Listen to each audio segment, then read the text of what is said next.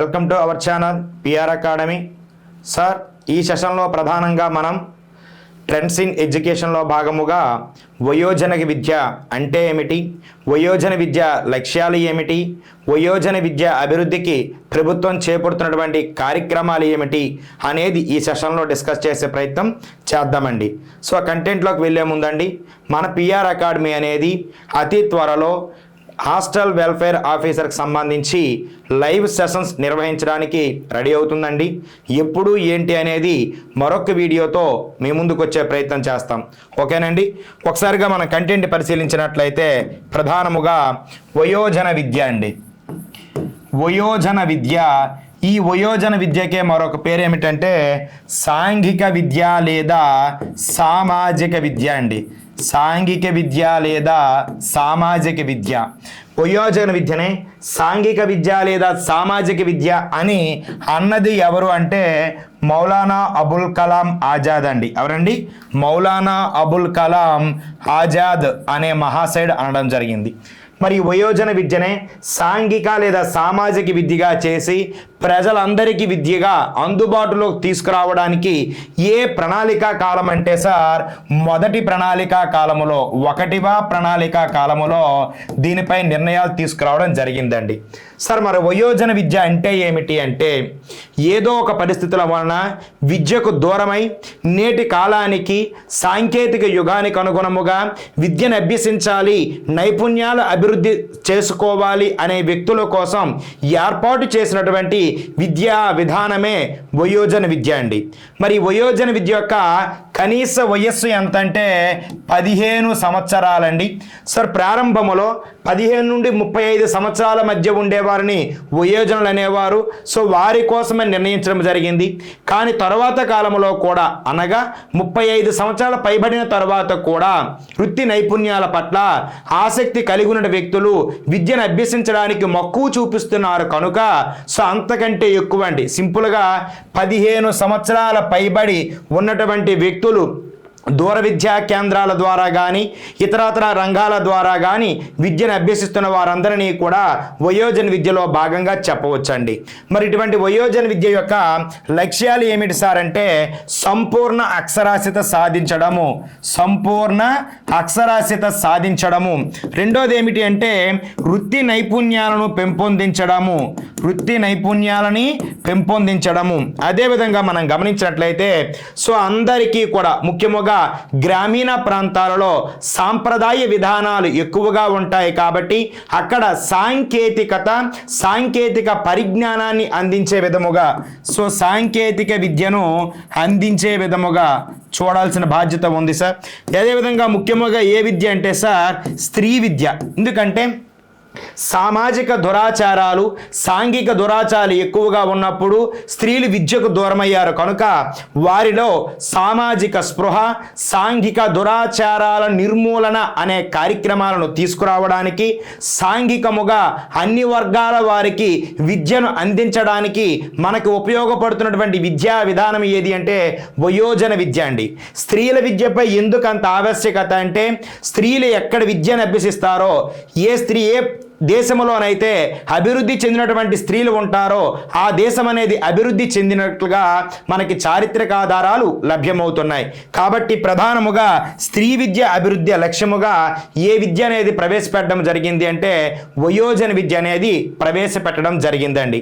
మరి వయోజన విద్యకు సంబంధించి మన భారతదేశంలో మొట్టమొదటిసారిగా ఎప్పుడు సార్ తీసుకురావడం జరిగింది అంటే సార్ మనం ప్రధానంగా గమనించినట్లయితే భారతదేశంలో జాతీయ వయోజన విద్యా కార్యక్రమము అనేది, భారతదేశంలో జాతీయ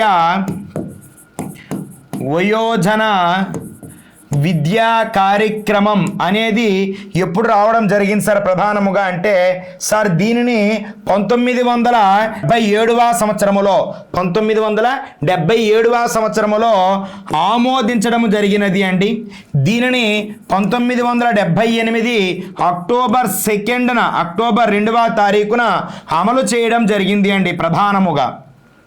అదే విధముగా ఈ వయోజన విద్య అక్షరాస్యతే లక్ష్యముగా వచ్చినటువంటి ఈ కార్యక్రమానికి మనకి సాక్షరత భారతి వంటి కార్యక్రమాలు కూడా రావడం జరిగాయి. సో దానికంటే ముందుగా మనం తీసుకున్నట్లయితే జాతీయ అక్షరాస్యత ఉద్యమము, నేషనల్ లిటరసీ మూవ్మెంట్. సార్ ఇది ప్రధానంగా ఎప్పుడు రావడం జరిగింది అంటే 1988వ సంవత్సరంలో రావడం జరిగింది అండి. సో ఈ ప్రోగ్రాంలో భాగముగా భారతదేశంలో 100కి 100% అక్షరాస్యత సాధించినటువంటి జిల్లా ఏమిటి అంటే కేరళ రాష్ట్రంలోని ఎర్నాకుళం జిల్లా అండి. మరి కేరళ రాష్ట్రంలోని ఎర్నాకుళం జిల్లా అనేది ఎప్పుడు 100కి 100% అక్షరాస్యత సాధించబడిన జిల్లాగా గుర్తించబడింది అంటే 1990 ఫిబ్రవరి నెలలో దీన్ని ప్రకటించడం జరిగినది అండి. అంటే ప్రధానముగా వయోజన విద్య యొక్క లక్ష్యాలు ఏమిటి అంటే సంపూర్ణ అక్షరాస్యత, సామాజిక స్పృహ అనే ఆధారాలుగా రావడం జరిగింది అండి. మరి వయోజన విద్య అనేది ఎందుకు కుంటబడుతుంది, ఎందుకు ఆగిపోతుంది అంటే ప్రధానముగా రాజకీయ చిత్తశుద్ధి లోపము, 2 ఆర్థిక నిధుల లోపము, 3 శిక్షణార్థుల యొక్క సమయము సరిగ్గా లేకపోవడము, ఇటువంటి అంశాల ద్వారా ఏ విద్య వెనుకబడుతుంది అంటే వయోజన విద్య అనేది వెనుకబడుతూ ఉందండి. మరి ఇప్పుడు నెక్స్ట్ మనం గమనించినట్లయితే వయోజన విద్యపై గతంలో ఏ రకమైనటువంటి ప్రశ్నలు రావడం జరిగింది అనేది ఒకసారి చూద్దామండి. సార్ గమనించినట్లయితే భారతదేశంలో జాతీయ వయోజన విద్యా కార్యక్రమము ఎప్పుడు ఏ సంవత్సరములో ప్రారంభించబడింది అంటున్నాడండి. నేషనల్ అడల్ట్ ఎడ్యుకేషన్ ప్రోగ్రామ్ ఏ సంవత్సరములో ప్రారంభించబడింది? సో 1975, 1978, 1986, 1992 అంటున్నాడండి. సో ఆప్షన్ ఏమవుతుంది? 78వ సంవత్సరములో అమలు చేయబడింది. ఇక్కడ వాస్తవానికి 77 అనేది ఆమోదించబడిన సంవత్సరం అండి. సో 77 లేదు 78 అవుతుంది. సో ఇక్కడ ఆప్షన్లో 78 ఉంది కాబట్టి option B is the right answer అండి. నెక్స్ట్ గమనించినట్లయితే జాతీయ అక్షరాస్యత మిషన్ను ఏ ప్రధాని కాలములో, సార్ గమనించాలి, నేషనల్ లిటరసీ మిషన్ను ఏ ప్రధాని కాలములో ప్రారంభించారన్నాడు సార్. ఇందిరాగాంధీ గారా, రాజీవ్ గాంధీనా, పివి నరసింహారావు, అటల్ బిహారీ వాజ్పేయి అంటున్నాడు. సార్ ఇక్కడ మనం ప్రధానంగా గమనించినట్లయితే ఇక్కడ ఇందిరాగాంధీ యొక్క ప్రధానిగా ఏ కాలంలో చేసింది సార్ అంటే 1966 నుండి 1977 వరకు మొదటి టర్మ్లో చేసిందండి.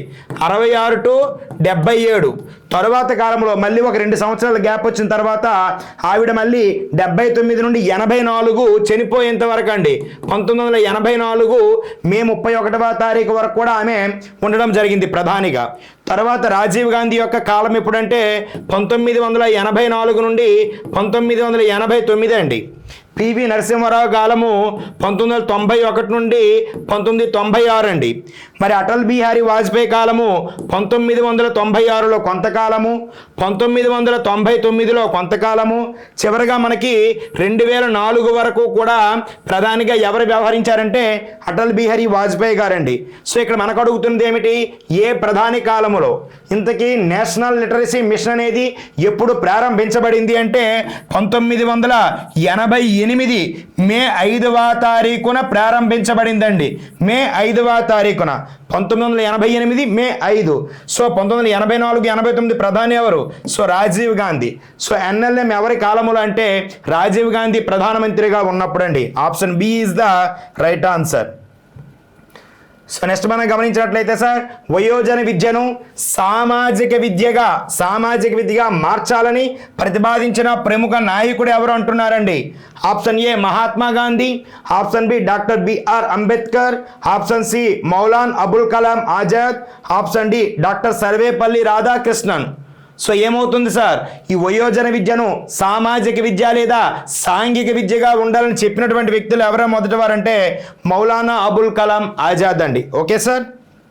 నెక్స్ట్ మనం గమనించినట్లయితే ప్రస్తుతం కేంద్ర ప్రభుత్వం అమలు చేస్తున్న న్యూ ఇండియా లిటరసీ ప్రోగ్రామ్ ఏ వయో పరిమితి గల నిరక్షరాస్యులకు ఉద్దేశించబడింది అంటున్నాడండి. Sir New India literacy programme రాకముందు భారతదేశము సాక్షర భారతి అనే కార్యక్రమాన్ని ఏర్పాటు చేయడం జరిగింది. దానికి అనుగుణముగా అధునాతన పద్ధతుల ద్వారా, అధునాతన పరికరాల ద్వారా ఇప్పుడు వచ్చిన పథకం ఏది అంటే న్యూ ఇండియా లిటరసీ ప్రోగ్రామ్. మరి దీనిని ప్రధాన వయస్సు ఏమిటి అడుగుతున్నాడండి. సో ఇక్కడ మనం చెప్తూ ఉన్నాం వయోజన విద్య యొక్క కనిష్ట వయస్సు 15 సంవత్సరాలు అన్నాం. ఆప్షన్లో 15 సంవత్సరాలు ఎక్కడ ఉంది? So option A right answer అండి. మిగతావన్నీ కూడా కనిష్ట వయస్సు తప్పుగా ఉంది కాబట్టి మిగతావన్నీ ఎలిమినేట్ చేయొచ్చండి. ఓకేనండి. నెక్స్ట్ మనం గమనించినట్లయితే ప్రధానముగా వయోజన విద్య యొక్క ప్రధాన ఉద్దేశం ఏమిటి అంటున్నాడండి. వయోజన విద్యను అందించడంలో ప్రభుత్వం ఎందుకు అందిస్తుంది? దీని యొక్క ప్రధాన ఉద్దేశం ఏమిటి? కేవలం ఉద్యోగాలు సంపాదించడమా? ప్రాథమిక పాఠశాల విద్యను పూర్తి చేయడమా? అక్షరాస్యతతో పాటు కార్యాచరణ నైపుణ్యాలు మరియు సామాజిక అవగాహన పెంపొందించడమా అని. ఆప్షన్ డి ఉన్నత విద్య డిగ్రీలను అందించడమా? సార్ ఆల్రెడీ ఉద్యోగం సంపాదించిన వారికి విద్య అవసరం లేదు. ఫస్ట్ వన్ ప్రాథమిక పాఠశాల పూర్తి చేయడం అంటే ఎప్పుడో జరిగి ఉండొచ్చు, జరగకపోవచ్చు. కానీ వాస్తవానికి వయోజన విద్య యొక్క ప్రధాన ఉద్దేశం ఏమిటి అంటే అక్షరాస్యత, దానితో పాటుగా నైపుణ్యాలు మరియు సామాజిక స్పృహను అందించడం. So option C is the right answer అండి. నెక్స్ట్ మనం గమనించినట్లయితే సార్ సాక్షర భారతి మిషన్ ఏ సంవత్సరంలో ప్రారంభమైంది అంటున్నాడండి. ఇప్పుడు న్యూ ఇండియా లిటరసీ ప్రోగ్రామ్ కంటే ముందుగా మనకి భారతదేశంలో వయోజన విద్య కోసం ప్రభుత్వం చేపట్టినటువంటి ఒక కార్యక్రమం ఏది అంటే సాక్షర భారతి మిషన్. మరి ఇది ఏ సంవత్సరంలో ప్రారంభమైంది అని అడుగుతూ ఉన్నాడు sir. Option A 2001, option B 2005, option C 2009, option D 2014. Sir Saakshar Bharati mission ఎప్పుడు అంటే 2009 అండి. Option C is the right answer అండి. సో మనం గమనించినట్లయితే వయోజన విద్యపై ఇటువంటి ప్రశ్నలు రావడం జరుగుతూ ఉన్నాయి సార్. మనము గత ప్రశ్నాపత్రాలని అనుసరిస్తూ మన యొక్క ప్రిపరేషన్ని ప్రారంభించినట్లయితే మంచి మార్కులు సంపాదించడానికి అవకాశం ఉంటుంది. ఓకేనండి. Thank you one and all.